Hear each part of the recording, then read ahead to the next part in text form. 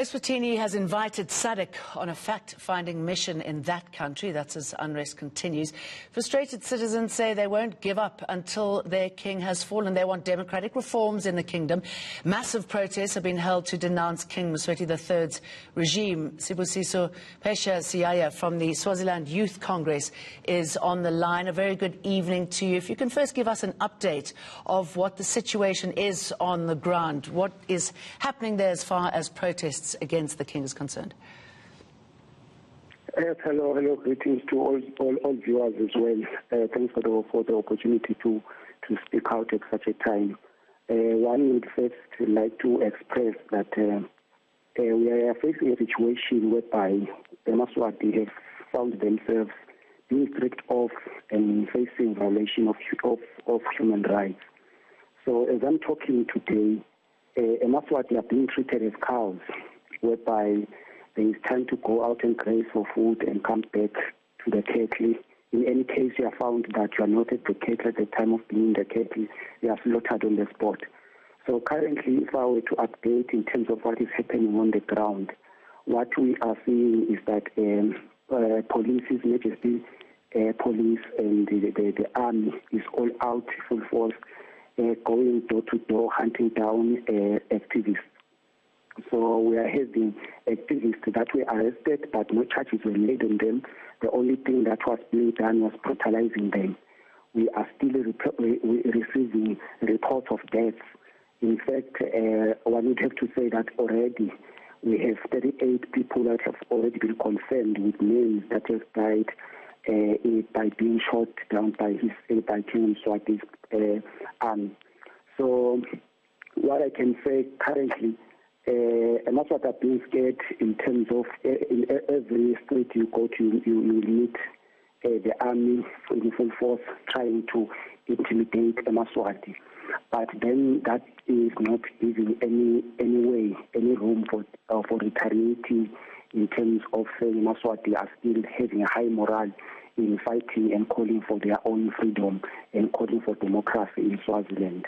So currently, we are also hoping, and we have heard that SADC will be coming tomorrow here to engage with King Mswati.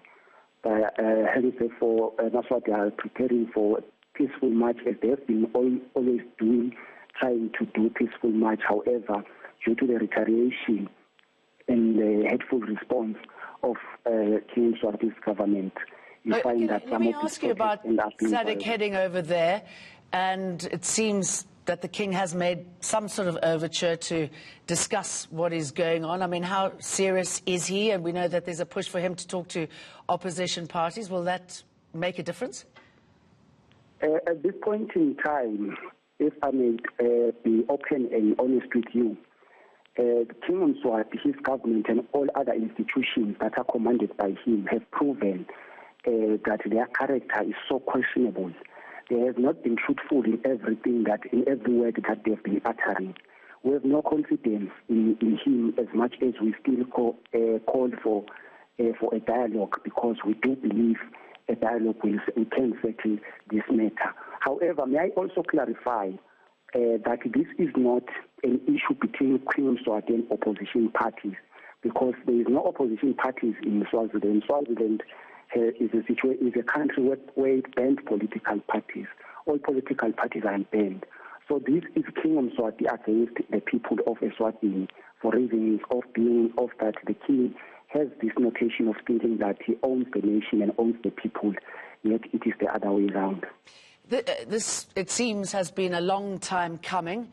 If he doesn't go, if he doesn't make feasible overtures that could change the lifestyle of people, that'll make things better for people, that'll reintroduce opposition parties, what is your option? How are you going to play this? What I can say is that is our worst case scenario, which is highly possible, having to understand his character currently. And unfortunately, this is putting the economy of our country at a huge risk, which we then will keep on trying to call upon international bodies to also intervene with immediate effect. especially the African bodies, which include the African Union and the SADC. Ours, as activists on the ground, we request them to try and avoid a situation where they render themselves as useless institutions in Africa. It is very important for us now to be honest. It is so much embarrassing to see a situation that we have Africans who are still fighting for just a right to vote, a right to speak, at a time whereby Africans should be collectively advocating for economic freedom and economic empowerment. So this is a delay not only in the country of Eswatini, but also it is a delay in terms of in the continent as a whole, in terms of its progressing. So as far as our options are concerned, we don't have anything we can use for violence. That is why Mswati have not been the ones that have been perpetrating violence. They have nothing to use for violence. We will only be consistent on the ground and on the street, advocating for democracy, advocating for the respect of all human rights in the Kingdom of Eswatini. Okay, Sibusiso Phesheya Siyaya, thank you very much for talking to us and updating us.